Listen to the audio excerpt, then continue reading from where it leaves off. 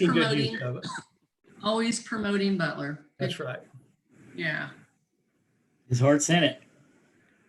Good plan. Good plan. Hi, Terry. There's Terry. There's Forrest. Hello. How are you? Hi, Forrest. I'm well. like How are y'all doing? You look like you're sitting on a porch. I am. Although it's at least climate control. Not very much climate control, but it's not outside. So. Okay. Mm.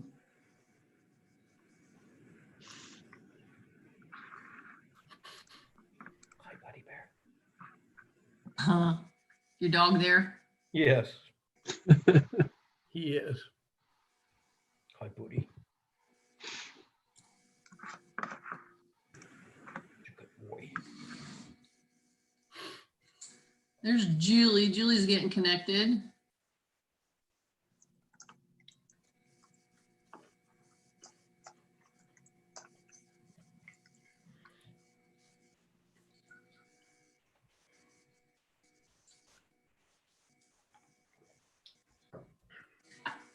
Hi, Julie.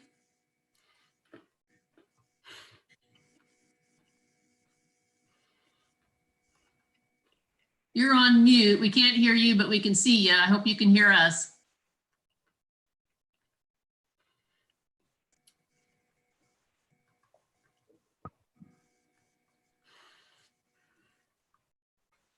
There you go. There you go. Got it. Figured it out. Gotta get pissed. And we've got, let's see. Did I see Ray on here too? Yep, I thought so. Okay.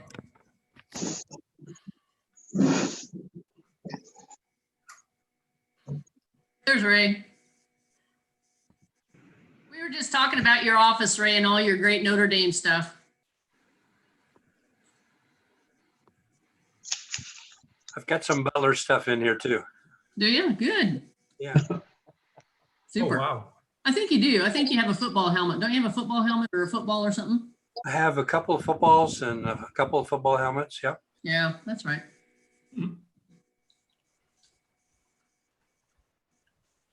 Hi, Doug. Hi, Julie. Hello. Good to see you. Got my audio on now. There we go. Yep. I tipped myself over. Uh-oh. Are you on your phone this time again? Or did you get I'm on my phone because believe it or not, 1 mile south of Rose Hill or 1 mile north of Rose Hill does not equal good cell, and it's ridiculous. well, I live in a 500 by 500 or 1,000 square foot section that has bad internet, so I can get really good internet on my phone, but if I try to use my computer, it doesn't work as well. So that's yeah. all right. Lori has the same issue, don't you, Lori? The tower is right outside her window. She can see it. It's kind of the same thing sometimes.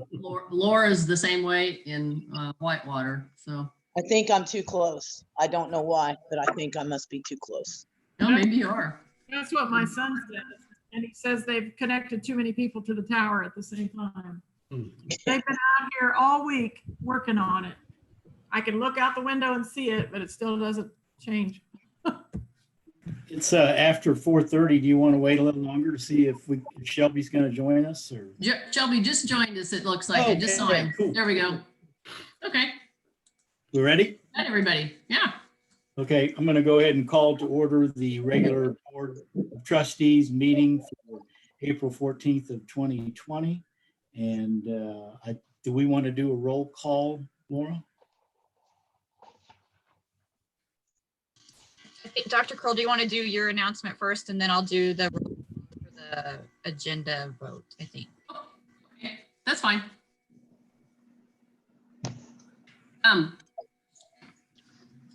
Just before we start the meeting, and this is for folks that are listening, but specifically for trustees and administrators that might be, participating and speaking.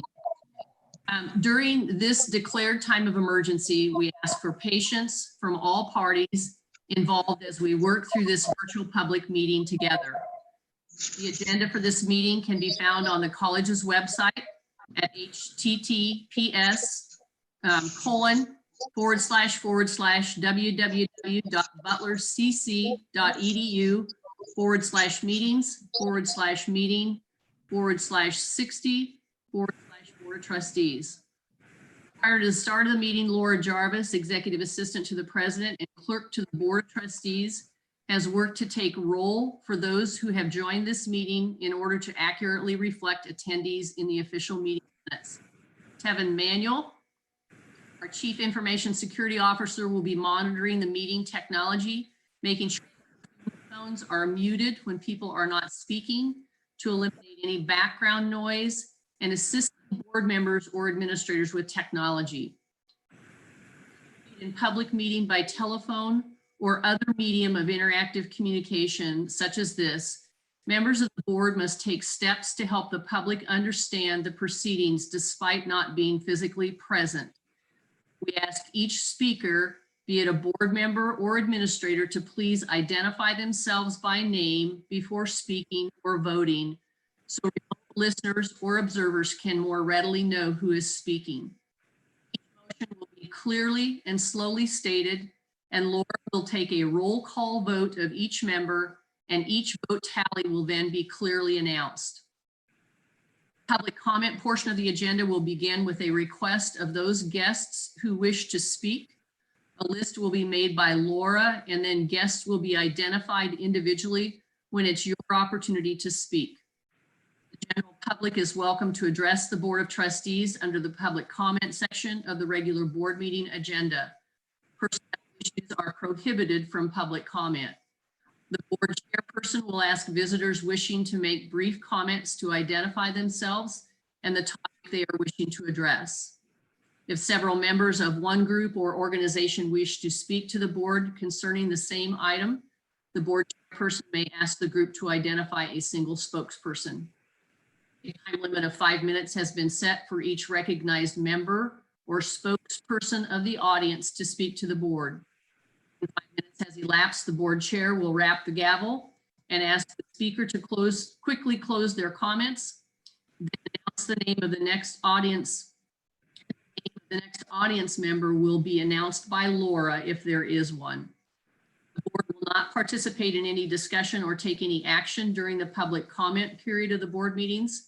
However, we will take the matter under deliberation and, if appropriate, direct the president to follow up with a written response and report at the next regular board meeting. Toward the end of the regular meeting agenda, the board will exit into an executive session for consultation with legal counsel, and will rejoin this regular Zoom meeting when the executive session is completed. There will be no formal action taken following exec session except to adjourn the regular meeting. Okay. Jim, you need to ask for a motion to approve the agenda, and then I will do a roll call through everyone to make sure that we have. Okay. I mean, I didn't know if you wanted to do the roll call before we moved on with the meeting to approve the agenda. That's fine. I do Well, have I'm sorry. I go can ahead. just see everyone that's here, so I know that you're all here, so I don't think I need to do that. Okay, that's fine. All right. Does anyone want to remove something from the consent agenda as it's been submitted? Hearing no objection, do I have a motion to approve the consent agenda as stated? Doug, This is Mary Martha Good, and I move that we accept the consent agenda. I move we approve the agenda, actually. This is Doug. As presented. Do we need to? Oh, I'm sorry. We're just approving the agenda in Right. general. So, I apologize. Doug. We have a preliminary motion in a second. You take a roll call, all in favor? Aye. Why don't you let Laura call your names if that's okay, and that way she can record them appropriately. Okay, so Trustee Good, yay or nay? Yay. Trustee Howell, Yay. Trustee Law, Yes. Trustee Lechtenberg, Yay. Trustee Rhodes, Yay. Trustee Smith Yay. and Trustee Winslow.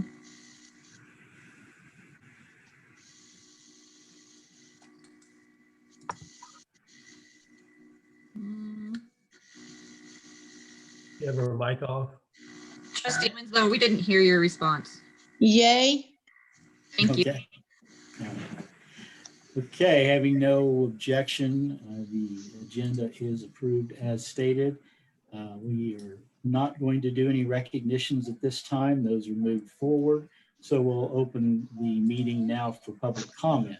Is there anyone who wishes to be heard? I do not have any records of anyone wishing to be to speak at public comment. Okay, then we'll move forward with standing reports. And I believe we have Terry Sater. Is Terry with us?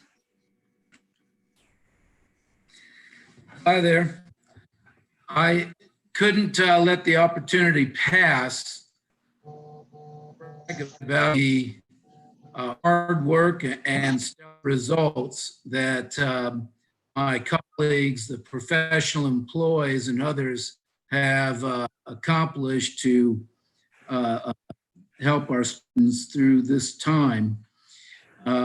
Proud to work with these people, and I'm proud to work for a college that has done such a great job in answering the very different times that we are now living through.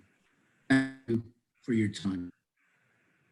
Well, I appreciate all your hard work as well, Terry, and all the faculty. Thank you very much. Kim, do you have a report? I do. As you know, as Terry has stated, our lives have been pretty well consumed, all of us, with the pandemic and how we kind of change the way that we work and learn and live. Everyone at Butler has rallied around this whole change. It's been really phenomenal and really amazing to watch. Missions and advising over Christmas holiday typically do their work remotely, and so they were, you know, ready to go. Very easy for them to make that transition. We have the great benefit of a really, really strong faculty development team and ed tech team that have been together for quite a few years. They have really been embedding lots of technology and training and innovation in classrooms anyway. And so we're also already in place, but they stepped up in a big way to help get faculty transitioned over to remote teaching. There were more than 100 faculty that stepped up that really use a lot of technology in their classes and in their classrooms and their courses, that volunteered to work alongside and train other faculty that maybe weren't as confident in using technology or maybe not as experienced in doing that.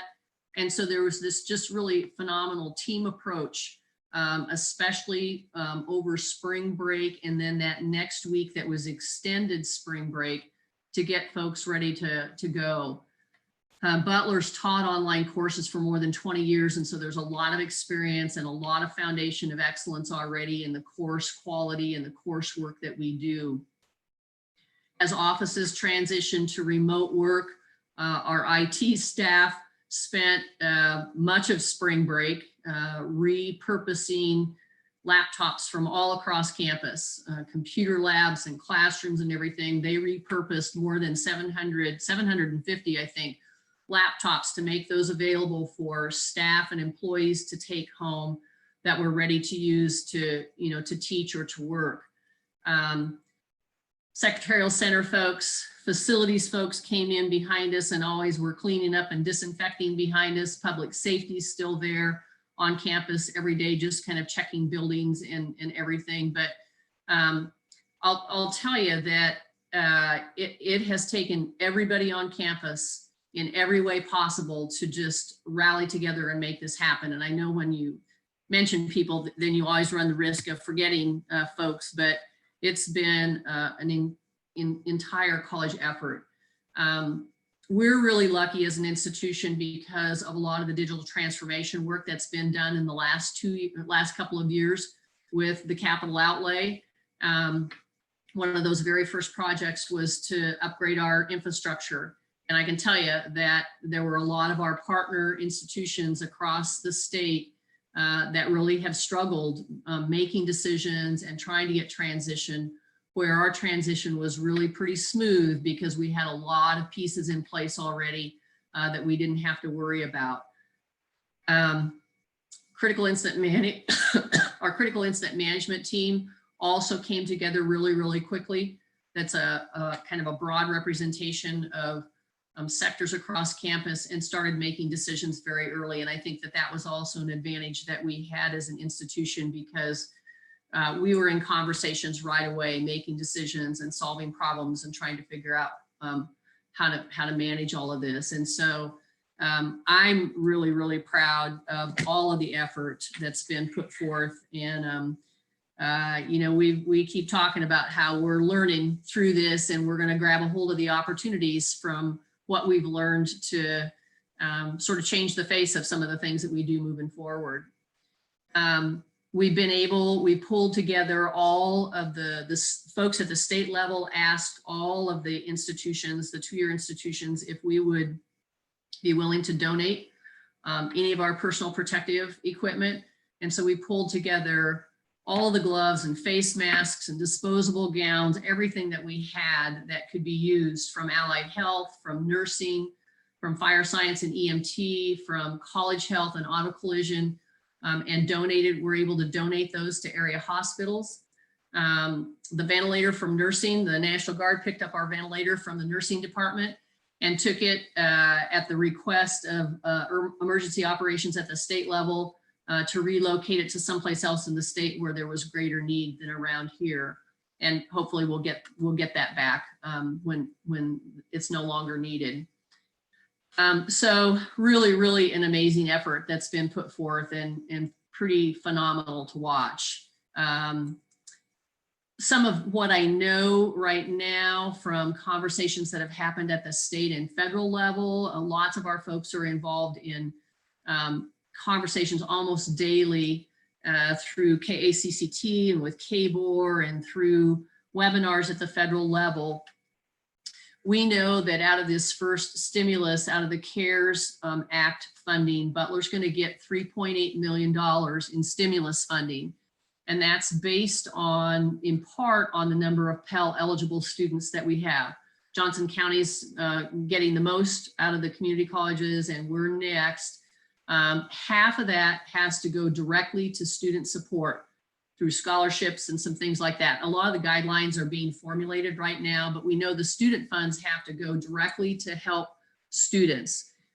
They can't be used, for instance, like for athletic scholarships or any, activity scholarships or things like that. They have to be focused on tuition and fees and directly for institutional scholarship kinds of things.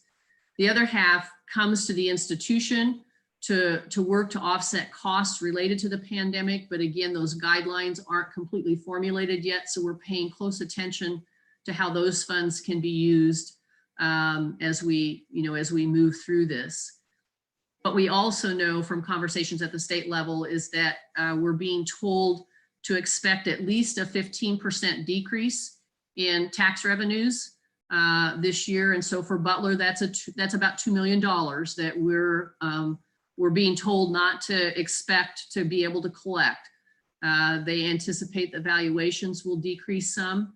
And there's also some conversation and not clear understanding yet, but because of the economic impact across the state, there's some concern that institutional funding that comes through KBOR from the state may not be at the same level that it has been in the past because of the economic impact. And then of course, everyone's worried about how this impacts enrollments and, fear to enroll and whether people will have money to take classes. That's why that stimulus money for students is going to be critically important to help us offset some of their costs. But we also know that the two-year sector is positioned a little bit better from a cost perspective than the four-year institutions because we're lower cost. So it's really still a moving target for all of us, but we're paying close attention.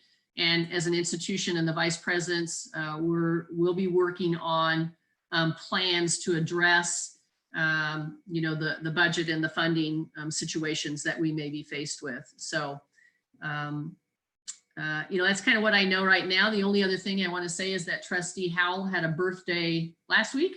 Was it right? I think so. Happy birthday to you. Thank you. I'd be happy to answer questions if I can. I may not have the answers, but I'd be happy to try.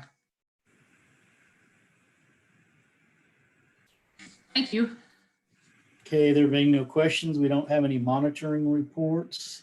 We'll move on to the board strategic discussions, which we have on the agenda to be the auto collision program. Kim, are you taking the bull by the horns on that? Yeah, I sure can. After the last board meeting, and then Lori and Mel can certainly chime in as well. After the board meeting last month, you directed me to set up a meeting with the auto collision advisory board members. We did that this past last Wednesday, I guess is when it was. We had, and I think I sent you folks some follow-up notes. We had some advisory folks represented, and then also had a couple of students that were part of the discussion, along with Donnie Smith, who's an instructor, and Karen Waddell, who's an instructor, and Lori and Mel and I. And I provided a little bit of follow up for the reason for the meeting and everything, and the administration's decision to discontinue the auto collision program. Give them a little bit of history of the program, and that was some of the same information that I shared with you folks about the number of completers and the number of credit hours over the last 5 years that have been generated. I also shared with them some of the information. We shared with them some of the information related to the timeline for that program's change, with the curriculum, the new curriculum actually being embedded and ready to go in the fall of 2017, changing it to a 9-month program, kind of a 1-year program to kind of shorten the study time and to try and boost the enrollment. So we talked a little bit about that timeline and some of those changes, and then just really opened it up for industry discussion and comment. And I shared a number of those comments with you. We, had done some work in the past to try and create partnerships with other institutions. The person wasn't interested in an articulation agreement with us. PJ Riley spoke about the potential partnership with USD 259, but we weren't able to come. And my understanding is that there was like maybe only one meeting and then maybe an email follow-up. I think that's what Lori and Mel had indicated from their records, but we couldn't come to an agreement with the way that PJ wanted the faculty paid that would have been teaching those CTE classes. We weren't willing to utilize the same format that some of the institutions were using at that time, where the institutions were getting their reimbursement from the state for the courses taught, and then some institutions were turning around and giving some of that money back to the high school faculty or back to the school districts again. And I think when this was SB 155 was initiated, folks started that to try and incentivize enrollment and get some of those programs up and going. But that was not the way that Butler had ever done it.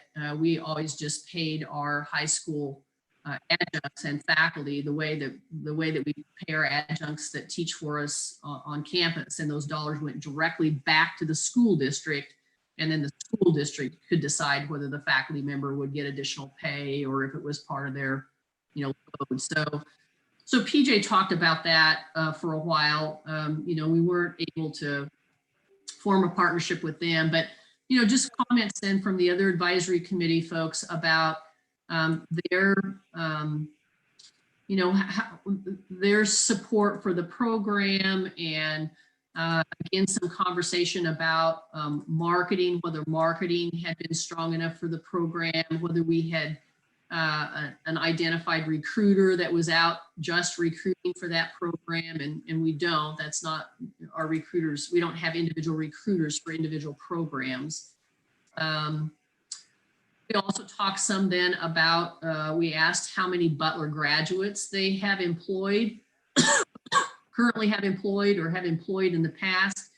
And again, you can kind of see from my notes that, you know, a couple of them have one or two folks that they've hired. They've interviewed. Rusty Eck, Steve Fielding from Rusty Eck has interviewed more, but they've been hired other places.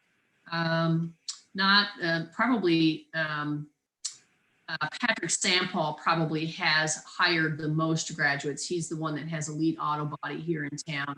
And he's the one that indicated that he has only hired Butler graduates in his business. So just, you know, some good conversation. I felt like they, you know, went back and shared some of their concerns again. I did ask them about, you know, that it doesn't seem like when you search online for jobs and those kinds of things, and you look at state labor market demand, that it didn't indicate that there was a lot of demand across the state that was indicated.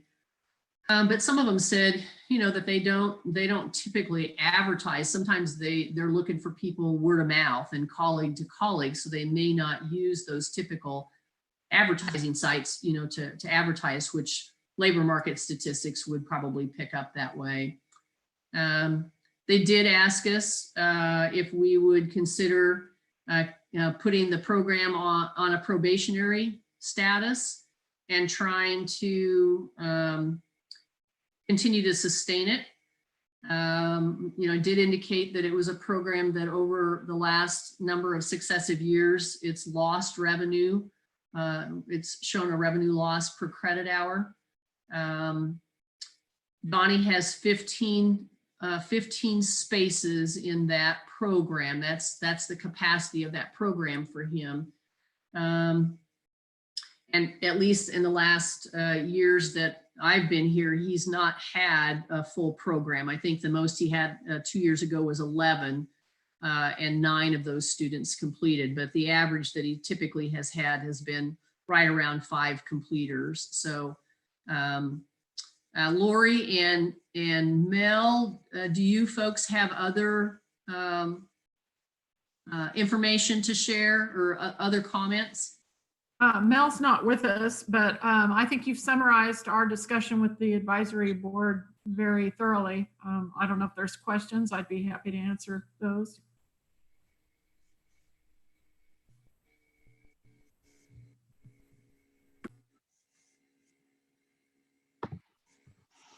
Laura, this is Trustee Lechtenberg. Was there any, when they asked about the probationary period, that sort of thing, was there any plan in terms of what they might do to change to support the program if it was continued on some sort of probationary period at all, or was it just let's give it another year and hope we get people enrolled and I guess I'm talking from the private sector, people that were involved in that conversation. This is Lori speaking again. We had one person, Jeff, don't have his last name in front of me, but he said he would come speak to students about the need in the industry for these kinds of workers. No one volunteered any financial contributions or anything of that nature. I got the sense that they just wanted to have us give it another year to see if they could fill the seats. I feel like we started that particular process back in 2017 when we revised the curriculum and shortened the time frame for students to complete. And so we are finishing up our 3rd year in that new curriculum, and the enrollments just haven't materialized. When WSU Tech eliminated their program, we were hopeful that we might see students come our direction, but that also has not happened. So I feel like we have kind of already been through that probationary period, and I didn't see a lot of industry additional support to infuse any additional items. So Dr. Kroll, I don't think you saw that either. No, I think that's accurate, Laura. This is Kim again. I think that's accurate. Other than expressing support for the program, Steve Fielding did say that they had, that they've donated a truck in the past and engines and those kinds of things. They have a Ford Focus that they're ready, that they would be willing to donate. But there weren't any other offers, as Lori indicated, for funding support or program support. So I had a question. This is Trustee Winslow. sure, go ahead. My question is, have there ever been any scholarships given to any of the people that attended the auto collision classes or that program in entirety, really? That's part of the question. Okay. Lori, yeah, go ahead, Lori. We don't have in my recollection, have had like an activity scholarship that we do, like in music or some of those. Students may have qualified for a dean's scholarship or a president's scholarship, depending on their GPA coming out of high school, but that's usually, that's afforded to all students. One of the current students, he is on a grant funded type scholarship through the workforce development or something, but he had to really work hard to get approved to do that. So we don't have specific scholarships for career and tech ed programs here. Okay, and then my second question was there something in the packet or an email I might have missed that detailed in writing your meeting with all of these body shop people that were invited to participate and try to argue against closing the program? Yeah, yes, Trustee Winslow, this is Kim again. I sent that email out to all the trustees the other day. Okay, then I must have missed it. I'll look at my spam folder. Yeah, it was, well, we have to do the same thing on our end. Sorry, but it's gonna happen. It was the meeting notes that identified the people that were in attendance, and then it was just a compilation of that meeting. So okay. I sent that out to everybody, so you would have it. Okay. If you can't find it, send me an email and I'll re-email it to you. Okay. I'll do that. Okay.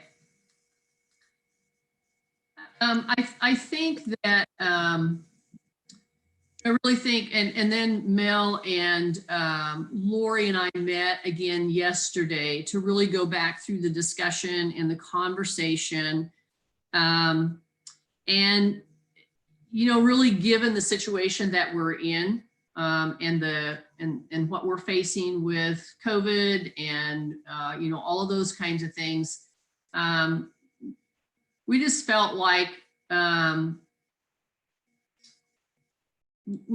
the recommendation and the decision of the administration to discontinue that program had not changed. We didn't feel like there was really anything that came out of the conversation with the advisory committee folks that changed our minds to turn around and try to infuse additional dollars up from somewhere, I don't know where, into the program or with the idea that there would be an opportunity to really recruit enough students for that program to change the face of what it's looked like the past few years.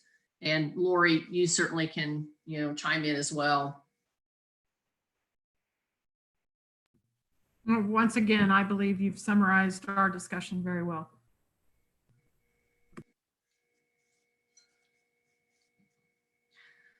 So this is Kim again. I guess I would say that unless there's a completely different directive from the board, we would move forward with that decision to discontinue the program, make sure that the students are taught out and that they're able to complete what they need to complete, and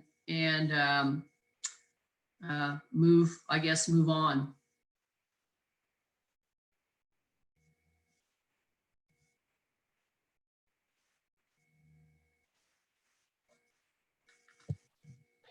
Dr. Kroll, this is Trustee Good. Do you need a motion? We don't technically. What the process that's been used time is that we bring that information to you. You certainly as a board have the authority to make a motion if you want to and to vote to discontinue the program. But we have always followed a process where we bring that information to you and let you know what that recommendation is, and you typically would allow us to just move forward with that decision. But as a board, that's certainly if that's your desire to take a formal motion, you certainly can do that.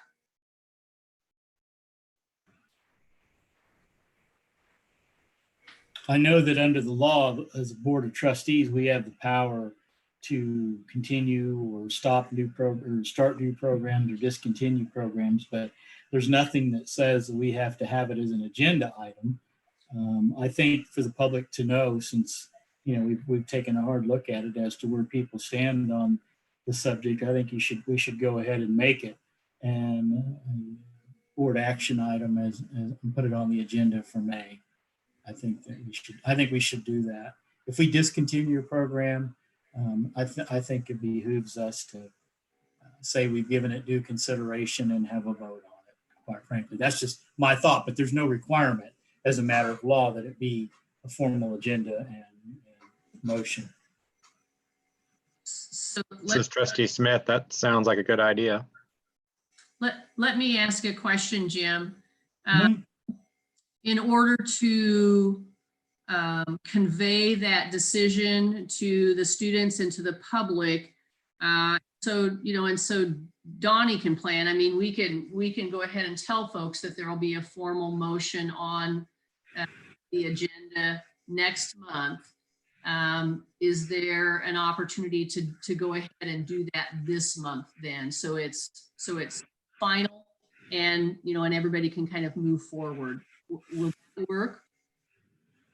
It really hasn't been noticed up as an agenda item for action, so I'm a little antsy about, just trying to add that when it hasn't been noticed up. But I really do think that as a board, we should be involved. If a program is going to be stopped, no matter what it is, and discontinued, that impacts the community and our programs that we have in our service area, as well as faculty and how we do things.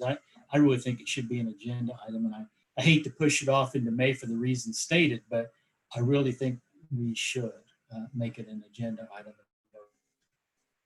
Okay, we will certainly take that under consideration and we'll get it on the May board agenda. Thank you.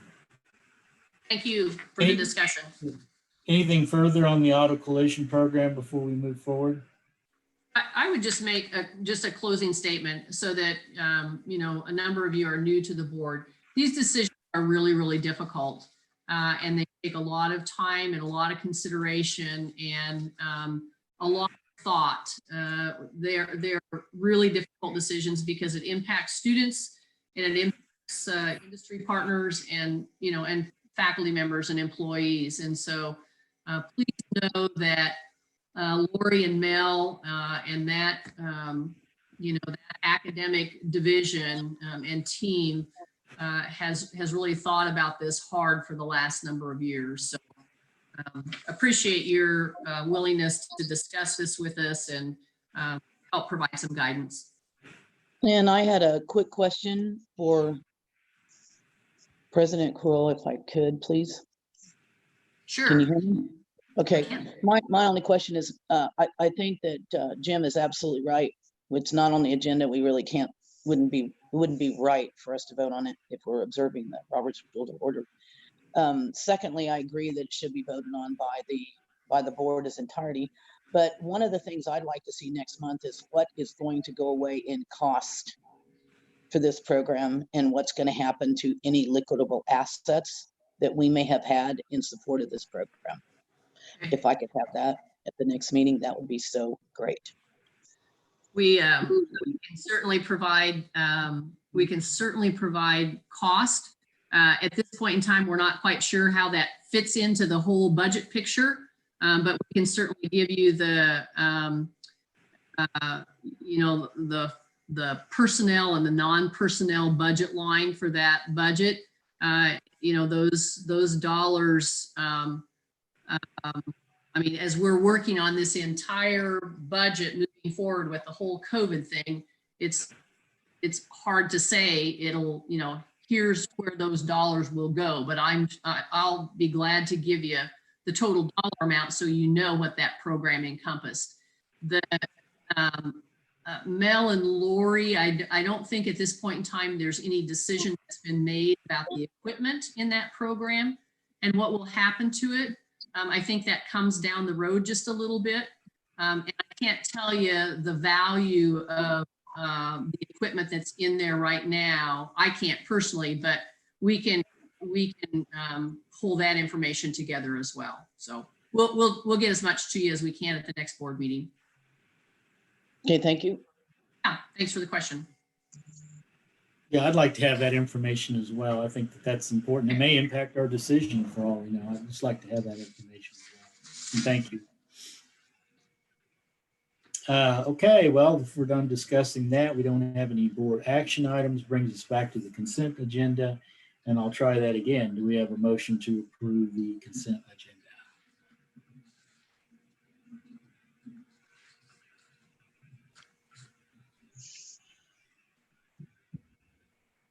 Trustee Law will make that motion. Have a second. Trustee Good will second it. Do you want to do a roll call vote? Laura? Yes, I will call you out and I will just need a yay or a nay. So Trustee Good, Yay. Trustee Howell, Okay. Trustee Law, Yay. Trustee Lechtenberg, Yay. Trustee Rhodes, Yay. Trustee Smith, You're muted, Trustee Smith. Yay. No, I'm not. Trustee Winslow. Yay. Okay, so Okay, 7 yeas, so the motion passes. there being no objection, motion carries. The consent agenda as stated is approved. And as I understand, do we want to go through any supplemental information before we go into the executive session? I don't think so necessarily. This is Kim speaking again. I don't think so necessarily unless you have questions over anything that's there. Haven't had any changes to the key performance indicators. There are, at this point in time, there are some, reports on some of the priorities. You'll note from the calendar that lots of stuff's been canceled. Some of it's just going to stay canceled. We're working on a virtual celebration for commencement, and have a committee working on that. I don't know that it will necessarily involve any of you with speaking parts or anything like that. Typically, as we've done our traditional commencements, but we'll make that. When that gets formulated, we'll sure make it available so you can see what that's going to be like. And also kind of in the planning, making sure that our graduates this spring, if they want to, will be encouraged to walk next spring if they would like to actually walk. Nurses will be included in nurses pinning in December if they would like to do that, or the following spring. It's hard to let go of all of those fun spring activities, but it's really out of our hands. So anyway, we'll keep you posted on any schedule changes. We have not made a decision yet, and are waiting to figure out when campus opens back up again. And so we'll keep you informed of that, but pretty much offices are locked up and campus is shut down, except for an occasional visit here and there to do some essential business. So. Okay, well, I guess we'll go ahead and move into executive session. I move that the board recess into executive session for consultation with legal counsel not to exceed 60 minutes concerning the Roger Matthews case pursuant to the open meetings exception for matters protected by attorney-client privilege to include all the Board of Trustees, Dr. Kroll, Shelley Stoltz, Kent Williams, Jim Robinson, and Ray Cannell. Do I have a second the motion. Thank you. All in favor? Do you want to do a roll call? I'll do a roll call. Okay, trustee Good, Yay. trustee Howell, Okay. trustee Law, Yay.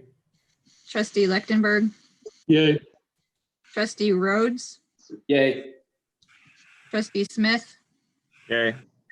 trustee Winslow. Okay, So Okay, we will then move into executive session, and I understand that we have a separate Zoom to go into executive session that we will then leave at the conclusion and move back into the open meeting. So I guess everyone's going to try to click into that. Yeah. And Laura's going to stay in this regular meeting, Zoom meeting, and keep it open so that we can get back in pretty easily. But yeah, click the leave meeting in the lower right-hand part of your screen, and we'll sign into the other Zoom meeting. See you in a minute. Thanks, everybody. I don't know how to get out of here.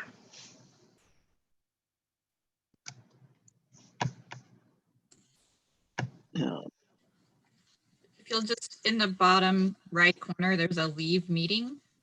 If you click on that, then you can leave this meeting and then log into the executive session. Laura, what was the meeting number of the EC meeting? I will, can I email it to you? Yeah, that'd be fine. Okay, I'll email it to you. Okay, thank you. I'm still trying to leave this meeting. You guys are on a mobile device. It may be up. If you hit the there should be 3 dots on there.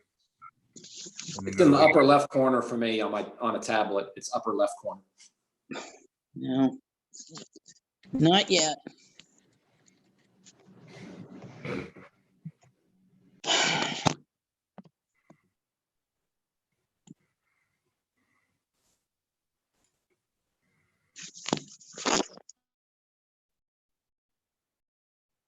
Okay. I want to go back to meeting.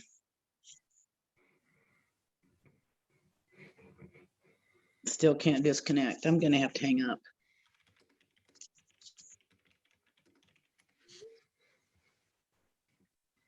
IT, can you disconnect me? That's what I'm looking at right now. Because I cannot. There you go. Was that you, Tevin?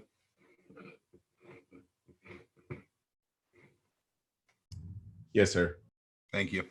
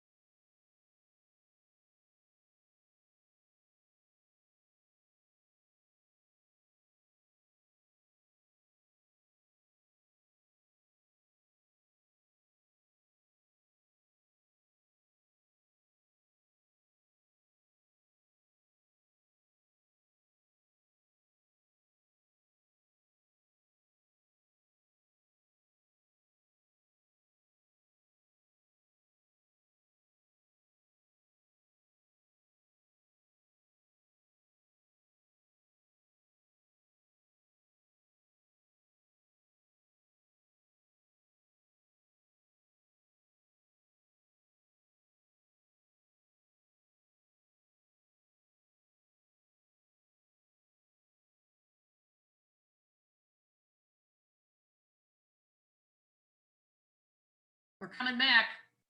Hi, Tevin.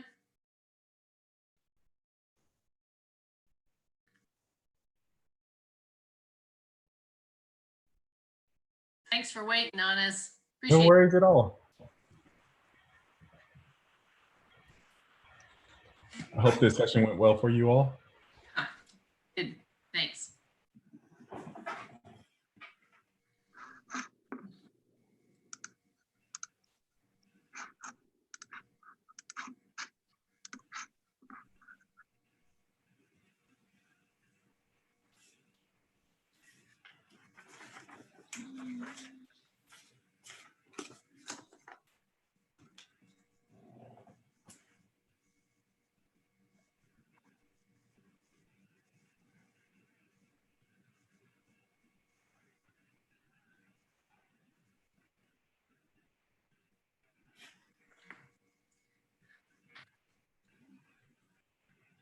Getting everybody back here. We're coming. Coming. We have Forrest.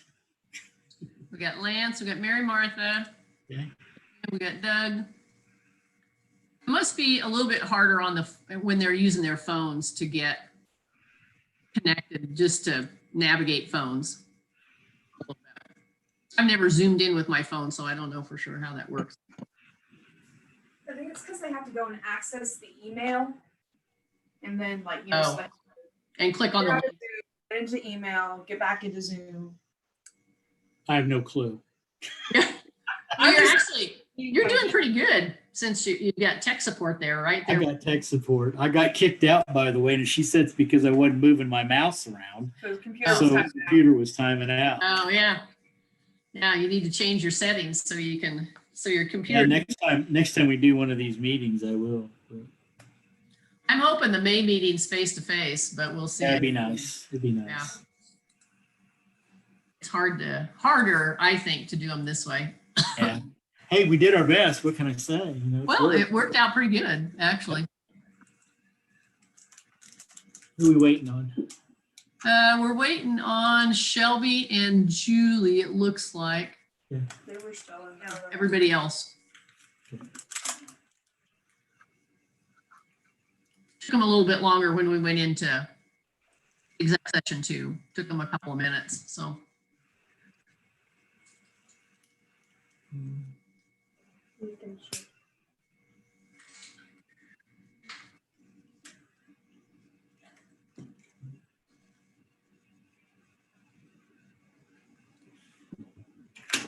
We have Laura's cell number now, so we can put on the internet that anybody that needs a mask, call this number.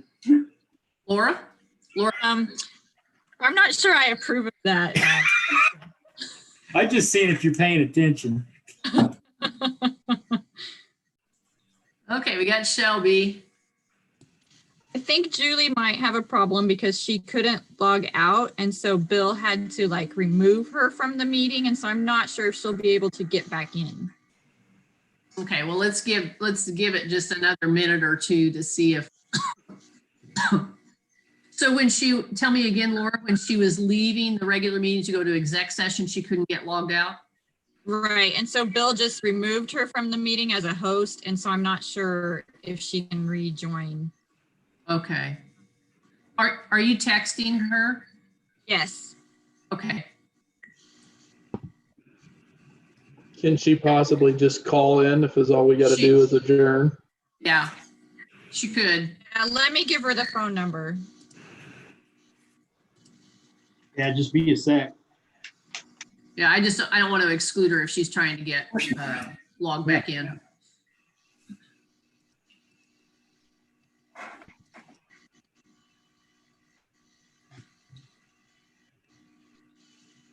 There, I bet that's her phone, maybe. 9090? Yep. Yes, that is her. Yep, okay. Okay, there she is. Hi, Julie. Hello. Okay, I Hey, think we have everybody. everybody. Yeah, we got everybody now. Do I have a No, motion we to got adjourn? everybody that doesn't have video, but I don't have video, so. We're just going to motion to adjourn anyway, so not crucial. We just want to make sure Oh my you. gosh, that's wonderful. That's wonderful. Do I have a motion to adjourn? You do, me. Do I have a second? I second. Do we want to do a roll call? Yes, I'll do it. Trustee Good, Yay. trustee Howell, Yes. trustee Law, Yes. trustee Lechtenberg, Yay. trustee Fort Rhodes, Okay. trustee Smith, Yay. trustee Winslow. Yay. Okay. That's Okay, everyone. that's everyone. Motion carries. We are adjourned. Thank you all. All right. Thanks, Thanks, everybody. everybody. Have a good evening. You too. Thanks. Thank you. You too. Thank you.